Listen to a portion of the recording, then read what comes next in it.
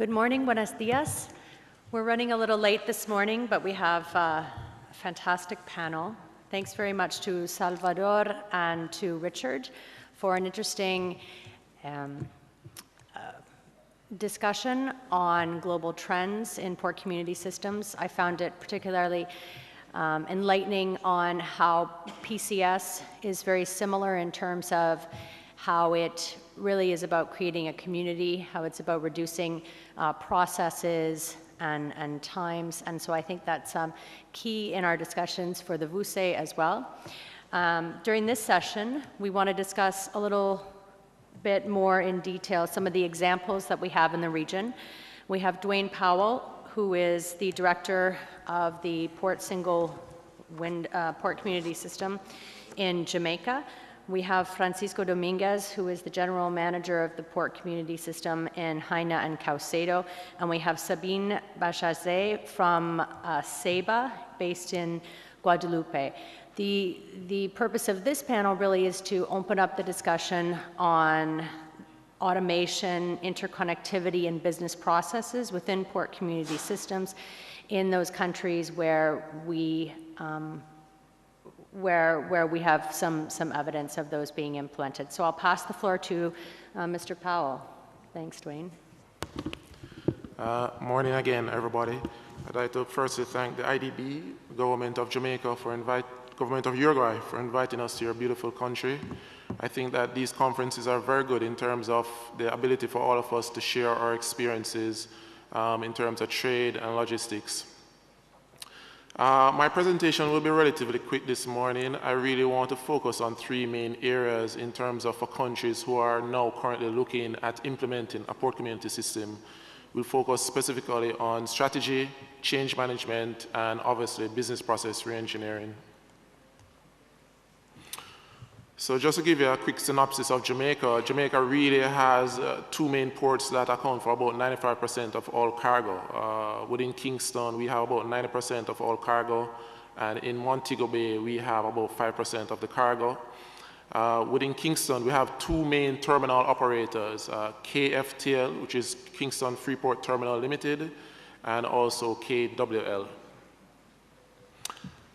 Historically, Jamaica has been known for moving very quickly in terms of our runners, but in terms of our logistics and trade facilitation, we have certain challenges. One of them is we have very old and archaic business processes that need to be, reviewed, and also we have to look at the technology that supports those business processes.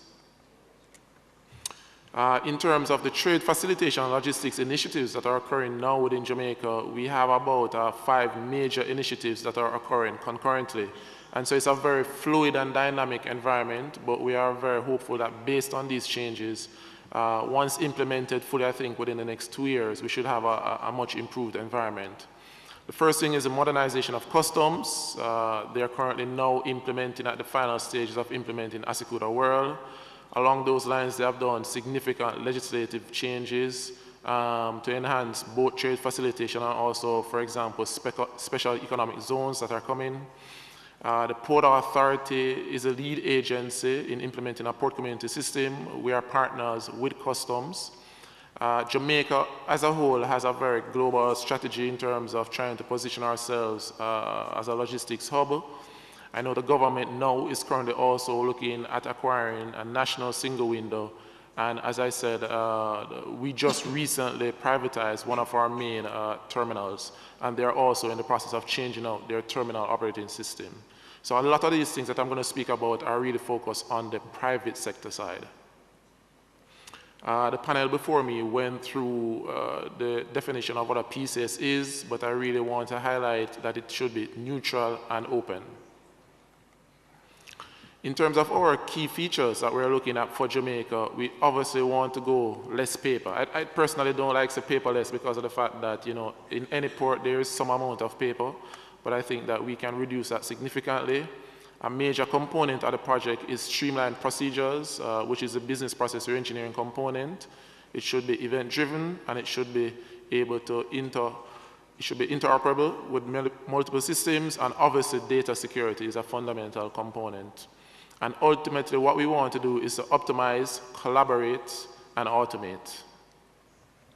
So this is currently some of the, on the left, you see, these are some of the exchanges that are occurring now. You see that a lot of these slides and a lot of the strategies and actions are synonymous between what you do when implementing a port community system and what you do when implementing a national single window.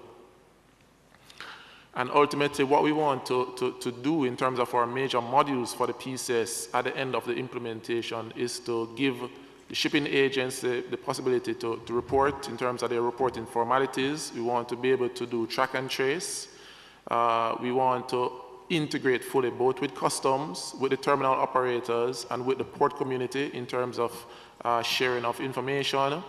We want to be able to provide business intelligence facilities to the port community because of the fact that the port community needs information to make business decisions in a timely manner. And obviously, we want to streamline in terms of truck appointments. I've taken this slide from IPSCA, and it really, when any country is looking at implementing a port community system, there are really 12 main areas that you need to look at in terms of the key pillars that you need to assess in terms of implementing a port community system. I think one of the most important pillars out of these activities is communication, because of the fact that you really need, from a very, very early stage, to get both the public and the private sector involved in understanding what is the scope of the project, what is the strategy, what we're trying to achieve. And you have to be very focused in terms of those activities. What we found was that when we started to speak to both the public and the private sector, there are many, many challenges within the port community. And what it is that persons kept asking, why don't you include this? Why don't you include that? And we had to ensure that the communication was very clear and consistent in terms of what a port community system does and setting those expectations. In terms of best practice, we are currently integrated now with the customs management system. And one of the value-added benefits that we have provided to the port community is that all shipping agents now go through the PCS in terms of manifest submission. So all shipping agents and all shipping lines go through us.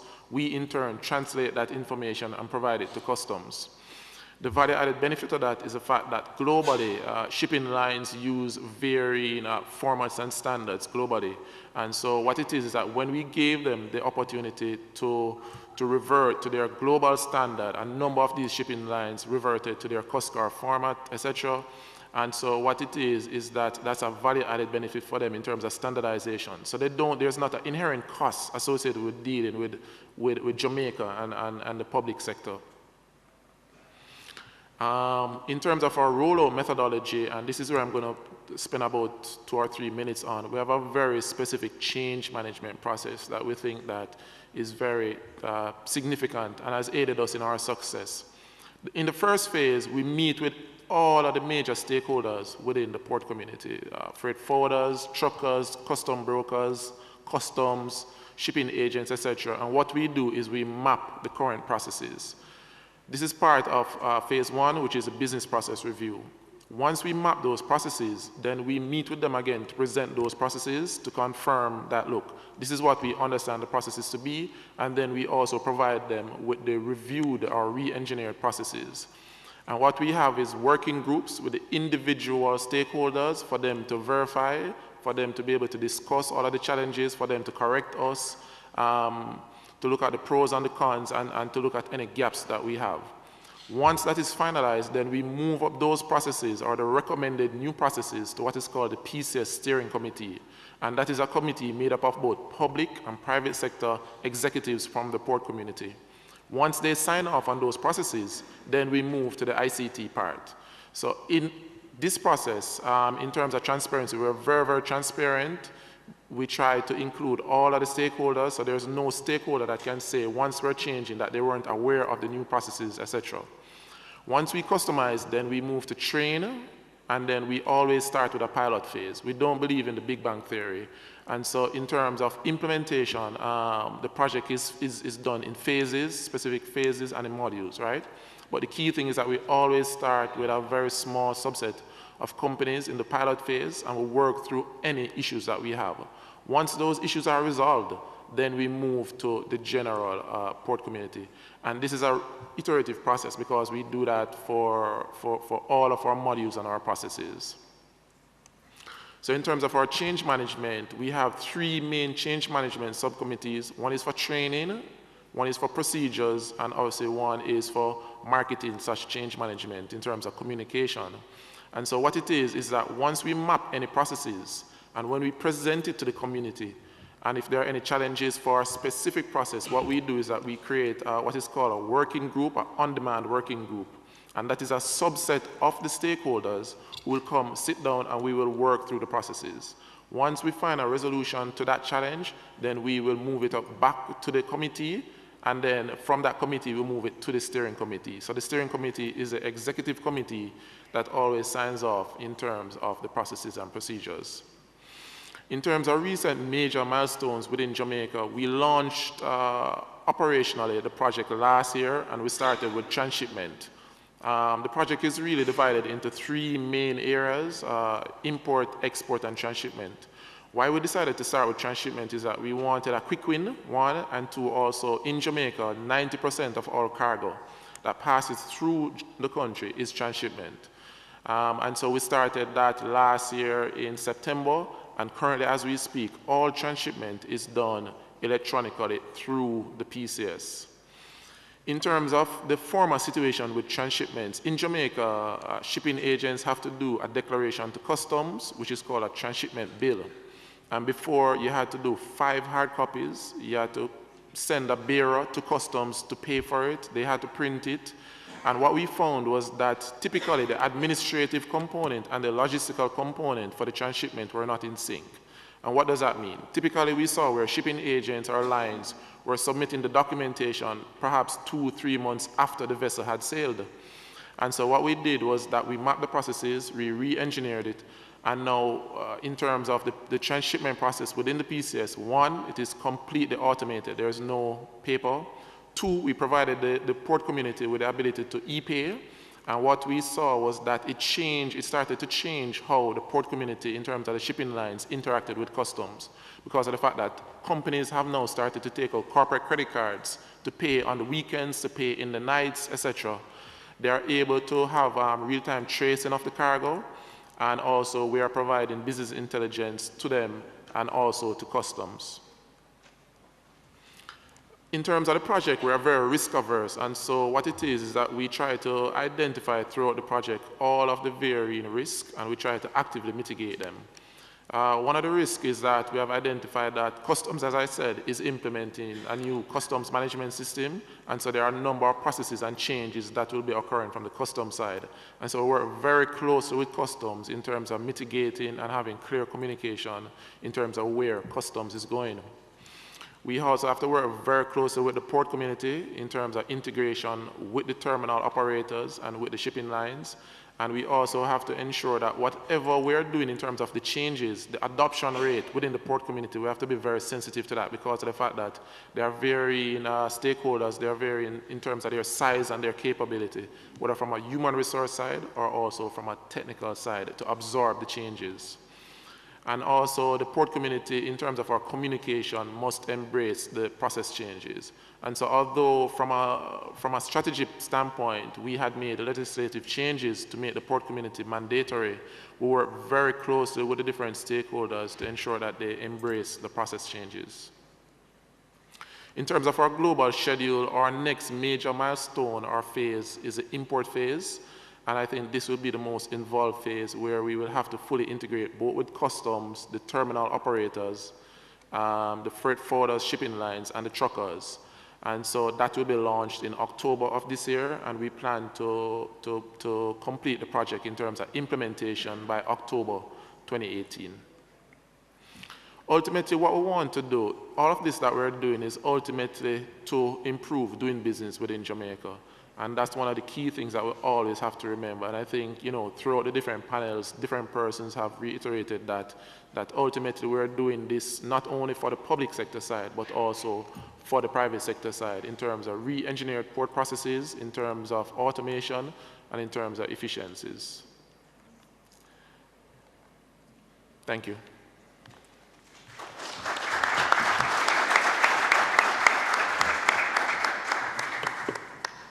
Thank you, Dwayne, for sharing the experience in Jamaica. I have a couple of questions to follow up later, but first I'd like to introduce Francisco Dominguez, who's the General Manager of the Port Community System in Caucedo and Jaina. Francisco? Good morning, and firstly, thank you for inviting me. Amazing event. Thank you for the government of Uruguay and the IDB. So, yesterday, a very common theme was exposed by several of the panelists, which is the focus right now in trade for processes, how to improve processes, how to decrease costs, how to decrease time, and how to turn these into competitive advantages for the logistics chain of each country. Now, the Dominican Republic has taken this into account and decided to move forward with a logistic community system specifically to improve in those senses and guide us into becoming the region's logistic hub. Now, the first thing that happened was that in 2012, there was a government issue initiative titled the National Development Strategy. One of the key goals of this national development strategy was to turn the country into the region's logistic hub. So they took this first initiative, and based on this, several cooperation tables from associations such as primarily AmCham, the American Chamber of Commerce in the Dominican Republic, created trade facilitation committees in which both public and private entities of the logistic chain, be it customs, port authority, all traders, freight forwarders, CFS agents, the ports, would discuss about possible improvements looking forward. One of these committees, especially the Trade Facilitation Committee, decided to push forward heavily and promote the creation of a PCS, or as we call it, LCS operator, to be able to improve those facilities and to continue the automation process and digitalization process of the trade community and the logistic chain in the country. This gave birth to the LCS operator, which was created by the two biggest ports in the country, DP World Caucedo and Jaina International Terminal. These two ports manage about 92% of all containerized cargo in the country, which obviously, interestingly enough, creates a PCS project, which is entirely private. Now, even though it's a private project, cooperation with the public sector, specifically customs, has been key throughout this whole ordeal and has been integral for the promotion and pushing forward the project in the country. Currently, we're in the initial phase of the project. As Mr. Powell was stating, we're in the business review process, so we just finished validating data, mapping out the processes of the current stakeholders of the logistic chain, and we're going to move into a pilot phase in May 2018, and later a national implementation phase for December 2018. Why is this a necessity? Parties involved in a typical trade transaction, we all know, can be quite messy and quite chaotic, going from exporters, importers, to freight forwarders, to the terminal operators, customs authority. Everybody involved have multiple counters. They all include long queues at counters. They all are paper intensive. Very few of them have gone to the virtual office and to e-services. And there's a lack of transparency and standardized procedures. Several of them have different types of standards, different types of processes, and it becomes a burden on trade. And part of this is to be able to facilitate trade through making everything simpler, more efficient, and in a more timely manner. Initially, Customs accessed the port's web portal to be able to release any containers with impending holdings. Currently, the terminal operating systems have an electronic interface with major stakeholders, including SIGA, which is the Customs Integrated System. Now, because of this integration, several of the processes have been able to be automized and be online. Through cooperation tables, as the ones I mentioned before, with Customs, the terminals and major stakeholders continue to look for ways to automate and integrate services.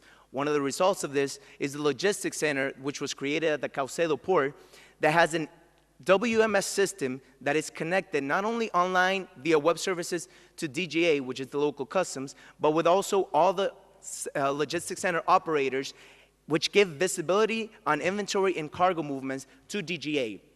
We want to give this same type of transparency and traceability of the process to the whole logistics chain. Why now? Currently, because of the favorable processes and policies of the Dominican Republic, which you can see by the Doing Business Report of 2017, comparing the indexes and the positions of the DR to the regional averages in Latin America and the Caribbean, the time of export and the cost of export, just as the time and cost of imports, are very favorable. Not only that, but we've been able to limit to 4 documents for the needs of exports and imports. So the elimination of unnecessary bureaucracy, unnecessary times, have been able to improve processes to a point where the Dominican Republic is now, more than ever, ready to embark on a more modern process, more complete integration in the complete logistic chain. Now, this is perfect timing because taking into account how the rest of the region is working, and specifically the type of coordination that we right now have with government agencies, it's imperative for the country as a whole, private and public sector together, to move forward and look for ways to be more competitive and create that hub for consolidation, distribution, and essentially improved processes for the country to be able to attract more FDI and increase exports and commerce for us all. Now, historically, the LPI, the Logistic Performance Index, has not been forward-looking. As you can see, from 2007 all the way up to 2016, there hasn't been a clear path for timeliness, track and trace, logistic competence, international shipments. So essentially, the country hasn't been focused on how to improve those logistic performance indicators. The gaps have been seen even more so when you compare not only to the regional and Latin American averages, but also to the best in the region, which is currently Panama, and the best in the world, Germany. We need to fill up these gaps if we want to continue to be more competitive in the logistic community and be able to attract the type of business and positioning ourselves where we want to be. Now, with this project, the goal is to impact all areas of the LPI, specifically when we look into logistic competence, timeliness, and tracking and tracing. Obviously, with our cooperation with customs, we also want to improve their procedures and continue to move forward together. The big picture is obviously trade facilitation. How can we aim to improve the regulatory current interface between government bodies and service providers and traders? Now, based on a study by the OECD, a 1% decrease in trade transaction costs can include increases a country's income by 5% of their GDP.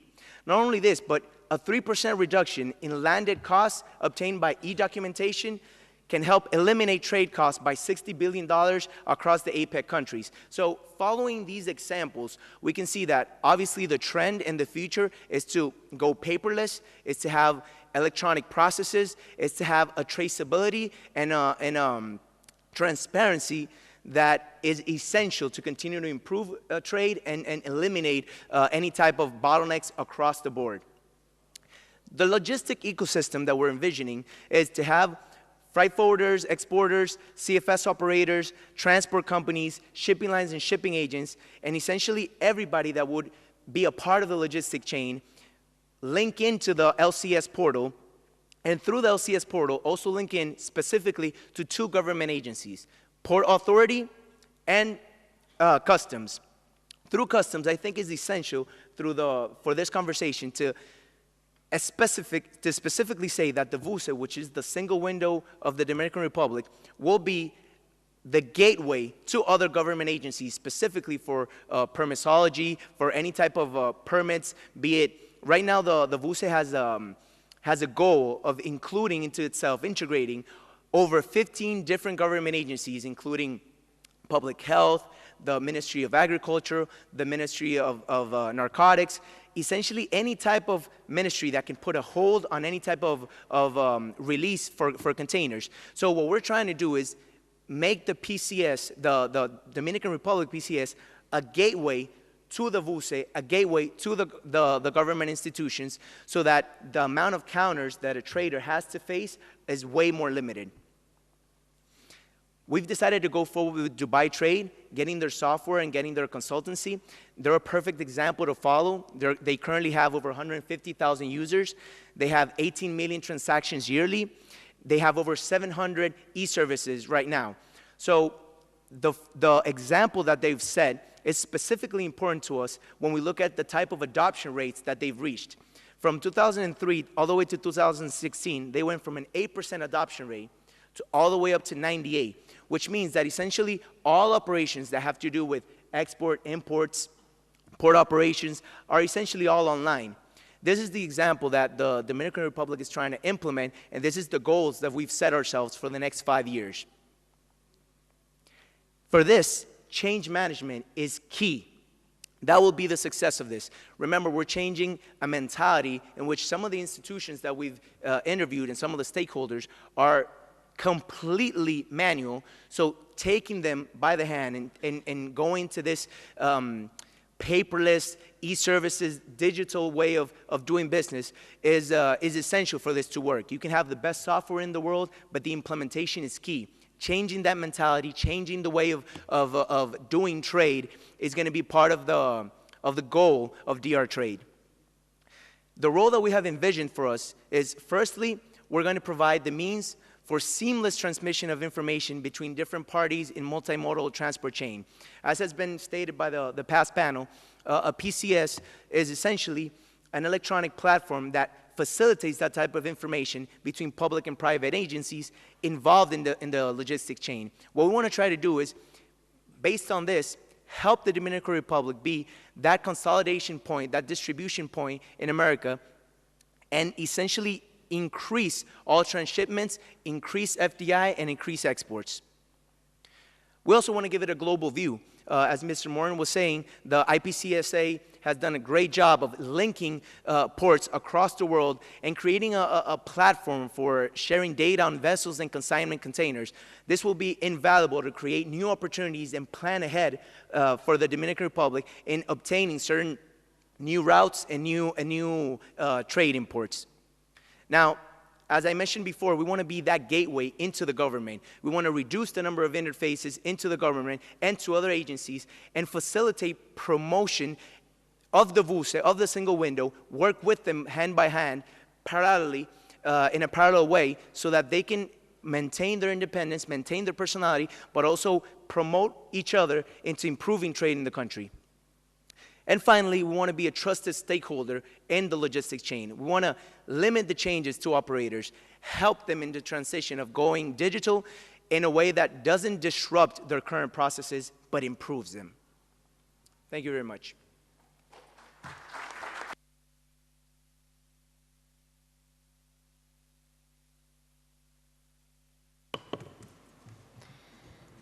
Thank you, Francisco, for sharing the experience of the Dominican Republic, one which is just new, you're just starting, so I think there's a lot of value in understanding how you're going about that.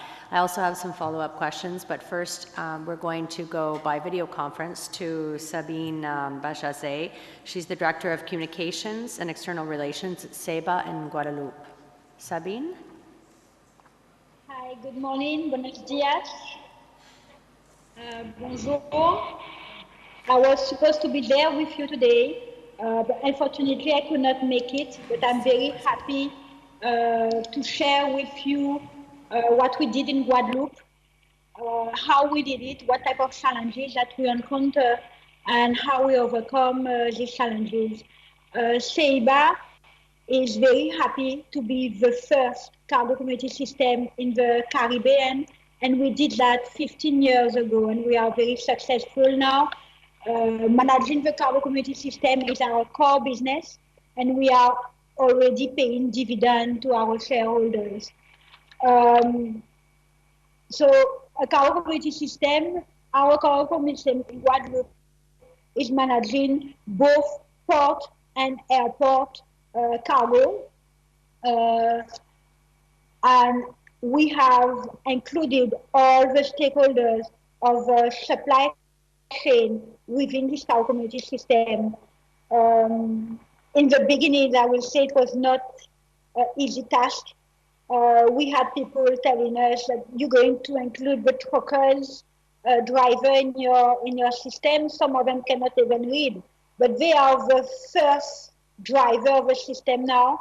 They are very happy. They are moving with handheld computer in their trucks, and we actually ensure that every single stakeholder was included within the system from the beginning.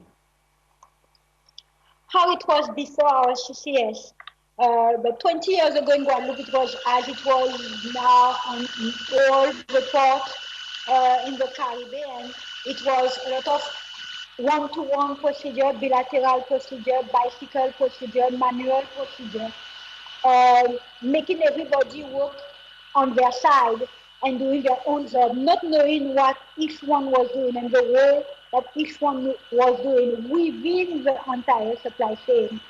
How it is now, you have SEIBA managing the cargo community system at the middle, linking in a procedural manner all the stakeholders and each one involved and making sure that this supply chain is well managed. So we have now in Guadeloupe a completely, and I will point out on that, a completely paperless environment with the stakeholder being able to anticipate on their procedure, being able to track and trace all cargo at all time and on real time. That is important. It is an information system that is interconnected all the stakeholders. But I want to point out to you that implementing a cargo community system in a country is not an IT project. It is, first of all, a people project, a business process re-engineering process, and a training process. IT is one part of it, but it's not the most important part. The cargo community system of Guadeloupe is doing all type of trade, import, export, transshipment, and transit. As you know, Guadeloupe is an archipelago. We have 3 main ports on Guadeloupe and 1 airport, and they are each one included within the cargo community system of Guadeloupe. All type of trade, maritime, the trucks, air, but also we can include in the future any type of other transportation we don't have yet in Guadeloupe, but if the transport of cargo evaluates, we can include trucks and rails and so on. Traffic, all type of traffic, roll-on, roll-off, break bulk, containers, barrels, and so on are all included within the system and all controlled under the cargo community system. So as I told you, import, export, transshipment, but other type of services, electronic signature, electronic payment, licensing, all of that will be included within the cargo system, phytosanitary services as well. The main challenges that we encounter, and I will join our 2 previous speakers, the main challenge was one, funding. It was important for us to build equity partner. SEIBA is a completely private company with the main shareholder being the Freight Forwarder and Custom Broker Association. With the involvement of the Shipping Association of Guadeloupe, they came together and they created SEIBA. SEIBA was now a dedicated team of 15 people working to make the project work. So while we are a completely private company, we have a strong partnership with French Custom, and we established, 1 year after the establishment of the cargo community system, the French Custom launched official bulletin stating that once there is a cargo community system in a port, the system is being mandatory. So the system is being mandatory from custom, all the stakeholders have to fit in and enter the system.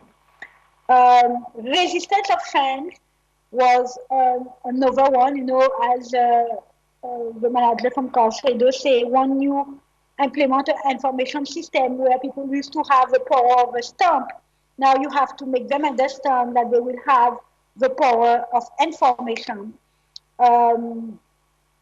And how we overcome that, we actually establish a business process engineering strategy with the community. We build on, we actually establish a steering committee and then sub-pilot committee to work on different type of procedures. And we implemented the cargo mail system through phases. We start with maritime import, then maritime export, then we move to transshipment and transit. And when was that completely was working out, we moved to 1 year after, we moved to air cargo with import and export. So the fact that we moved through phases was giving the time of the community to accept the project and to be very well trained for each part of the project as well. As Dwayne was saying just now, we then move for all stakeholders together. We move with pilot stakeholders. So we start in Guadeloupe with CMA, CGM, and Marfret Maritime Company. And then once all the procedure was well established within the system, we move with the different core business of the supply chain. So the participation, and that is very important to stress on that part, the participation of each stakeholder was very important. So we started with a feasibility study that was financed with the Port Authority of Guadeloupe. Starting with a feasibility study, we analyzed the present and existent procedure, manual procedure, or sometimes electronic procedure, in the case will be. And then we develop optimized procedure for each one. This procedure had to be validated by custom and the community. And then after, we develop the system with this procedure in mind. It's important to note as well that the cargo mobility system of Guadeloupe that we are managing here, the technology is coming from Le Havre, from Soger, from Le Havre. However, it is not the completely same system than Le Havre. We have the chance of being in an island, so we included the trucker at phase 1 because we know each of them. So it was very easy to include them within the system from the beginners of the system, the beginning of the system. So as I told you, we move the implementation through phases and through pilots, and then we move for the entire community. That gives us the opportunity to build the community, the maritime and the port community around the project, giving each association or main association a role in the project and an aim. Some association was just there, almost, I would say, dead association. But through the project, we revive this association, giving them the opportunity to add value to the system. And that was very important. That also contributes to manage the resistance to change. It was time consuming. It was also, I would say, pretty time consuming, and we had plenty training. We had to look for more funds, and now we went to the European Union, who accepted to finance both the infrastructure. So we had a platform established in Guadeloupe. The infrastructure was financed by the European Union, as well as part of the training, because we included the training as an initial investment of the project. So that was the main challenge and how we overcome the challenges. While the project is completely implemented and completely running, we do not let go the stakeholder. We are still making some follow-up meetings with the stakeholder, making sure that if they have new demand, that this demand can be included in the system. You realize that I don't talk about IT as yet, because as I told you, it is not an IT project. But the IT part of this project was to develop interfaces with the different IT systems that was present on the system. the IT system from CMA to GM, the IT system from the freight forwarder, the IT system from the custom broker.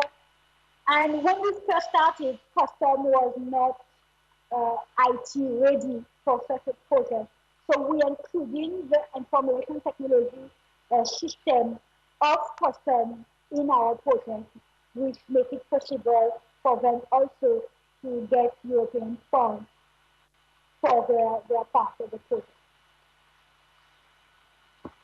We could not do that our own because, as I told you, we are a very small team, with 15 of us in Guadeloupe. And in order to do so, we had to build an ecosystem around us with strong partnerships, both from a national and international level.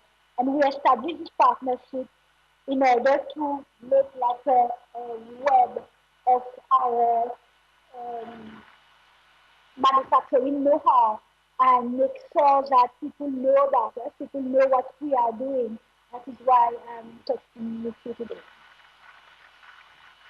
So we established a private-public partnership. As I told you, we have what we call a national single window, which includes both port authority and custom authority. So we're working very closely to them. And as people may think, custom was not main obstacle in our project. They were our main partner, and they are still our main partner within this cargo community system. And then we had the private sector being the shipping line, terminal operator, freight forwarder, custom broker, and the trucker.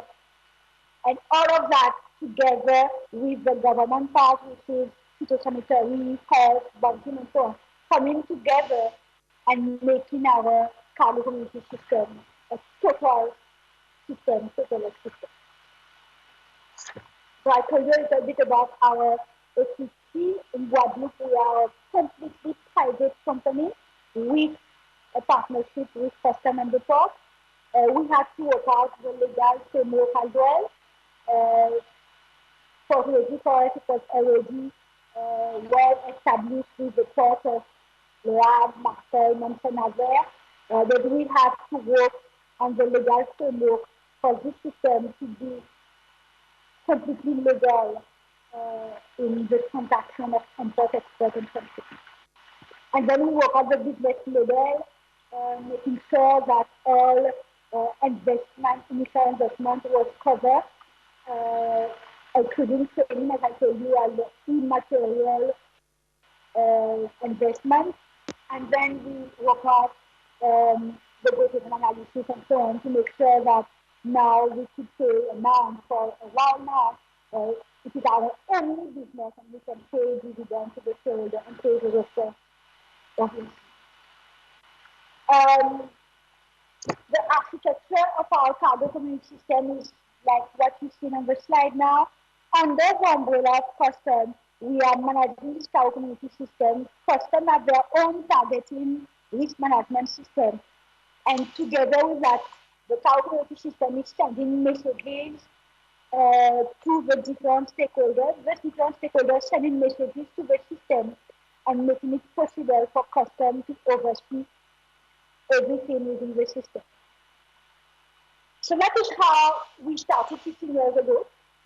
And now what we are doing, now we are bringing our expertise to our Caribbean neighbors. So I've been working with Green and establishing the Caribbean community system in Jamaica. We have been doing some feasibility studies in St. Lucia in Dominica, for example. We are working closely with the Caribbean community system of Martinique and Fort Guyana. So we are bringing our expertise as a Caribbean community system expert, and I would say Caribbean community system regional expert, and it is important to look at this regional aspect of the process.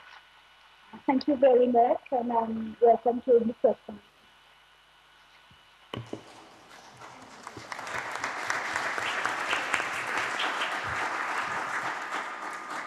Merci beaucoup, Sabine. Thank you very much. Before opening the floor to questions, I wanted to just ask for some clarification. Sabine covered it in her presentation with respect to the financing mechanism for the port community system, as well as what is the sort of year-to-year funding that you expect, or will you have user fees? Will this continue to be government financed? Will it be PPPs? And then as well, the institutional governance that Sabine also covered as well. I'd be interested in hearing from both yourselves as to how that's been established.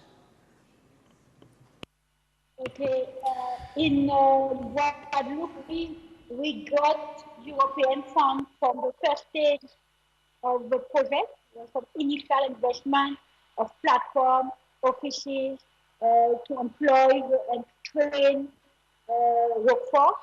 Right now, we are completely paid by the user from the system. We have the advantages that our stakeholders and our shareholders are the same people. The freight forwarder are the main player in the system, and they are the main payer of the system as well. And they are paying both a connection fee and an annual connection fee and a transaction fee in some cases. Not all players are paying. Customs and the port are the only two players that are not paying any fee to use the system. We are developed other type of services over the year. For example, we are providing statistical data to the port, that is the paid services as well. But to connect to the system, the port and customs are the only two players that are not paying any fees. Truckers, custom brokers, freight forwarders, maritime company, airlines are all paying a annual transaction fee depending on the amount of business that they are doing on the system, and that are our only revenue actually.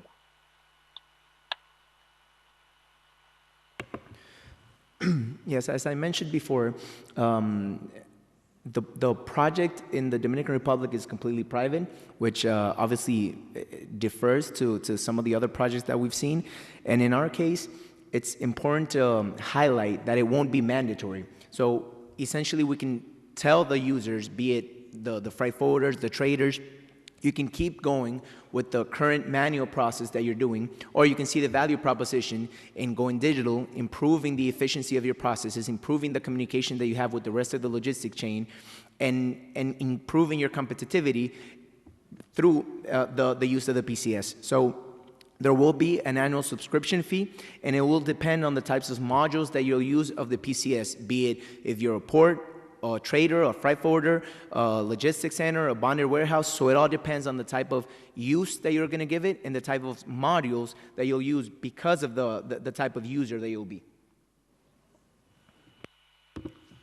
Thanks, Christoph, for that, I think, very important question. I think in terms of for Jamaica, when we were implementing the port community system, we looked at about 6 key pillars that we needed to assess and make some critical strategic decisions on. One was that we did a feasibility study for the project. 2, we did a legal analysis. 3, we did an ICT analysis. 4, we did a financial model. And 5, we did an operational model. And then obviously we did the BPR. As it relates to your question, we have created what is called a PCS tariff fee, and that will be implemented to the port community. What we decided to do was the Port Authority is the lead agency, so the Port Authority right now is providing both upfront capital to implement the system and also operational. So we are public right now. The Port Authority decided in terms of to de-risk the project, we have created what is called a PCS operator, and that unit is tasked with having varying skill sets and resources in it. But the ultimate aim of that PCS operator is to get the project successfully implemented. In terms of our financial model, we will have just one flat fee, and that will be charged based on commercial declarations. Because of the fact that when we looked at our landscape, we thought that it would have been as simple as possible to implement one flat fee based on commercial declarations. And also because of the fact that our financial model is revenue neutral, because of the fact that we are, communicating with the industry that, look, we really want to improve ultimately the overall cost of doing business and to improve that productivity. Thank you to all. Are there any questions from the audience for our panelists? I recognize Guyana. A pleasant good morning to all. First, let me thank Uruguay for hosting, for being such a warm and giving us such a warm hospitality. We sincerely thank you. We want to thank IDB for affording us the opportunity to be here. I want to thank all the esteemed delegates who have shared their experiences with us. And more importantly, today, I'd like to thank those who presented. I think the presentations were very erudite and informative, but I have one question for Jamaica, and that is, how long has this process taken towards implementation? So thank you, that's a good question. I think that officially we started the project, I think, in 2012. When we started the project initially, it was modeled from the financial standpoint as a PPP, public-private partnership model, and we went through that process. At the end of that process, based on the outcome, the government decided that it would have been best to actually change the commercial model for the PCS to provide the upfront capital and financing. And so that process itself took some while in terms of the procurement process. We officially, though, launched the project last year, January 2016, in terms of from the legislative component and also from the human resource and project component. So this year would make 2 years that we've actually been in implementation. But if you were to speak to, for example, the port community, the shipping association, and certain other stakeholders, they have been, pushing the government and requesting a port community system for a number of years. Any other questions from the audience?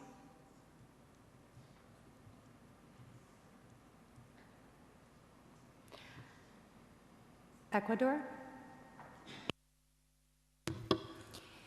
Bueno, quería agradecer a todos realmente por la presentación. Me parece muy interesante realmente porque en Ecuador aún no se ha implementado un sistema de comunidad portuaria. Sin embargo, estamos muy prestos a poder implementar este tipo de proyectos para justamente, como ya lo comentaron, el resultado final que se pueda ver a nivel de la facilidad del comercio como tal. Algo que me llamó mucho la atención por la explicación que dio Sabine, es justamente la resistencia al cambio. Creo que todos los proyectos que se pueden llegar a implementar siempre tiene esa brecha de confiabilidad por parte de los usuarios, de crear esa confiabilidad para que se pueda realmente ver ese resultado esperado. Algo que mencionaron es esa contribución que ustedes hicieron para tal vez minimizar esa resistencia. En función a eso, quisiera saber cuánto tiempo les tomó y qué estrategias implementaron para poder minimizar esta resistencia que tal vez en su momento sí hubo. Y en función a eso, ¿cuáles fueron los resultados esperados al día de hoy?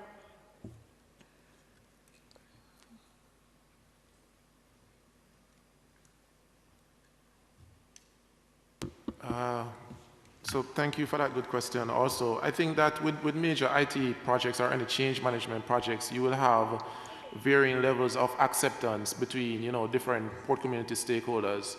One of the key things that you have to always appreciate within any industry is the fact that they are, because of size and because of different resources, although you may have inefficiencies within the port community, there are a lot of companies who benefit from the inefficiencies. That's a reality of it. That's one. Two, as we said, in terms of our strategy, communication is the key. Bringing all of the stakeholders to the table is the key because of the fact that in terms of your message, you have to be very clear and consistent. So we have a two-pronged approach to it because of the fact that we also made legislative changes within Jamaica to support the mandatory use of the PCS.